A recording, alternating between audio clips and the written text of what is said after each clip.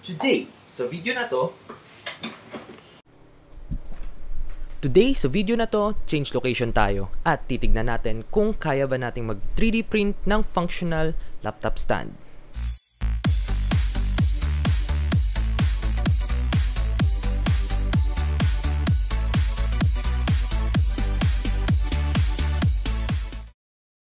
Lalagay ko na lang sa description box yung link ng STL files galing sa Thingiverse by Bartness. Consider supporting him by donating to his Thingiverse account. Shoutout nga pala kay Jhomarie Javier for suggesting and sending the link for this laptop stand project. Shoutout din sa Team PQ and Hillview Fab Transfer team. So this project consists of 4 major parts: the base, the hinge pin, laptop holder, and the support.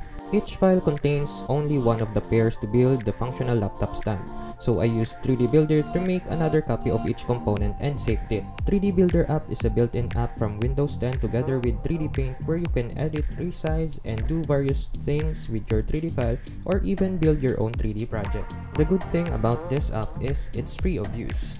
So after having a pair of each component in a single file, I loaded these files to the new CREALITY slicer. At first, I wanted to fit all the components inside the printing area. However, to no luck, hindi sila nagkasya. So I had to think of another solution to overcome this problem. The components are too large for my printing area.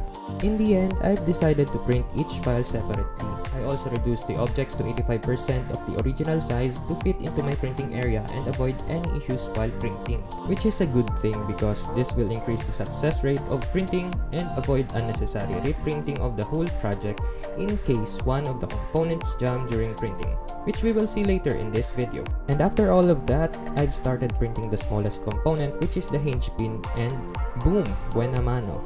The printer started its first jam. I accidentally elbowed the platform while printing since it's located next to my working table. The USB cable detached from it and stopped working. So I started over again after trying to resume the printing. It seems to me that the resume print function only works when the power plug is pulled and not the communications cable between the printer and the computer. Luckily, we had our first successful pair of component. I carefully removed it from the platform using a spatula provided with the 3D printer. Inspecting the finished print, we're still getting that messy web-like strand that needs cleaning. Then I started printing our next component, which is the laptop support, and everything went smoothly. By the way, the hinge pin a while ago took around 35 minutes to build. On the other hand, the laptop support took me around 4 hours and 30 minutes with the infill settings at only 10%. With the successful printing, I carefully removed the finished laptop support from the platform. This part has an overhang in it, so I activated the support material a while ago from the CREALITY slicer. This will help the overhang material to be printed without curving down due to its own weight while hot. As observed, the web-like string materials does not give justice to our prints and needs a lot of cleaning and sanding, which you can see later on this video. After that, I've started printing the laptop holder, which obviously did not go well on the first few minutes of printing. At first, I thought the nozzle might have been clogged, so I observed a little bit more in case the nozzle will go back to normal. But as you can see, this will only take a while longer. And so, I've decided to stop the printing and clean the nozzle by pushing and forcing the filament out of it. And then I start to print again. To no luck, I've got the same clogged print. After some troubleshooting, I found out that it was due to the unleveled platform. The nozzle tip is scratching onto the plate, therefore preventing it from spilling the filament out. Knowing that, I set the printer to auto level before starting another print. And that actually solved the problem. We've managed to finish the laptop holder, which took me around less than 15 hours. Then again, I carefully removed the finished prints using the magical spatula under the 3D printer. Still, we've got these messy web-like strings, which obviously needs a lot of cleaning. Moving on, I've started printing the last part, which is the base. This took me more than 16 hours that I managed to sleep while the printer is betraying me big time. As observed from the time-lapse footage, there's something strange on the print from the bottom left side of the x-axis. If we look closer, there are 3 lines where the print wasn't supposed to print. First line was the original coordinates where the print should be. The second line is the first jam of the night. And minutes later, another jam formed which makes the print to go beyond and outside the platform. All of this happened while I'm asleep and I didn't manage to correct or observe, just like the other components. But we're still lucky enough this happened early near the base and still continue and even printed outside the platform while actually bumping on the z-axis. Pag-print niya, dito na siya nag-print sa labas. Hanggang dito lang dapat yung platform, pero dito na siya lumabas. Dito rin, tumama na siya dito habang nag-print. Buti na lang din, tapos yung printing, and pwede na natin ito matanggal dito. Kaya makikita nyo yung mga support materials nandito pa rin naman.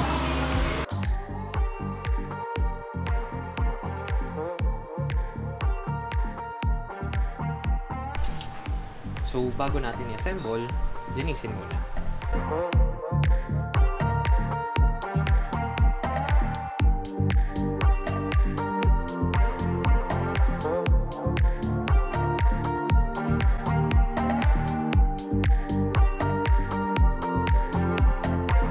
So, dito naman sa base na nag-jam, tingin ko kailangan natin ito ng cutter or kahit itong cutter plier na to. Ito yung una, which is yung original na dapat na maging base. Pangalawa, nung nag-jam siya, dito siya. So, nangyari yun habang tulog ako. Then, yung pangatlong jam, tulog pa rin ako. Nangyari yun. Dito naman siya nagsimula. So, dito na yun. Ganyan na yung naging. So, tapusin ko na muna yung paglilinis nito and babalikan ko kayo. A few moments later. Ayun na nga, ang hirap tanggalin by plier, so baka gamitan ko na to ng sandpaper para mas madali. So, gawin natin sa labas. I used 120 grit sandpaper, which must give us a little bit of justice from the messy web-like strings. We did this outside to avoid inhaling and recirculating the PLA fine materials inside our room, which is dangerous to your lungs.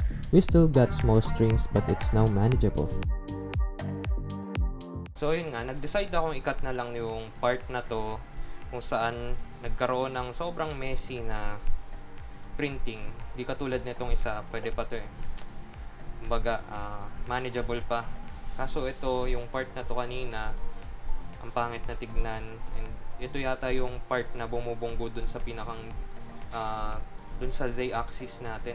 Kaya talagang wasak. Hindi na natin mapapakinabangan pa. And ayun. Anyway, ito na nga. Try na nating buuin. As you can see, I forgot to mirror the laptop holder, which is obviously why both of them are pointing to the right. However, that won't affect the overall functionality of this laptop stand.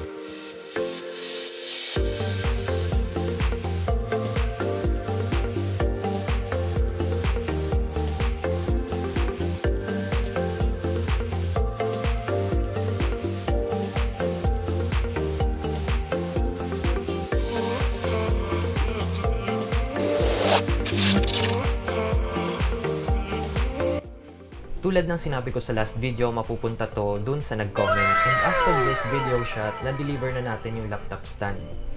So shoutout kay Jhomarie Javier for the 3D print suggestion. And na-deliver na po natin sa kanya yung 3D print. Shoutout din nga pala kay Tricia tsaka kay Wenny. Chinek ko yung suggestion nyo and unfortunately wala akong makitang libre na 3D print file and it costs around $200. So, wala pa tayong ganun sa ngayon. Also, shout out kay Jacob Risk, one of our commenters. Isa sa mga nag-comment from the last video who also suggested and was able to find a 3D file for his suggestion. He is from Italy, so greetings here from the Philippines to Italia. Ciao! Hoping to see your suggestions being printed soon. It's been a month since I last uploaded a video, so I have been busy with work and other stuff, and obviously we've changed location as well. So I hope you enjoyed this video, and don't forget to like, share, and subscribe to my YouTube channel to keep the videos coming. Also consider hitting the notifications bell so that when I upload a new video, you will be informed first. And so, until the next video, ciao ciao!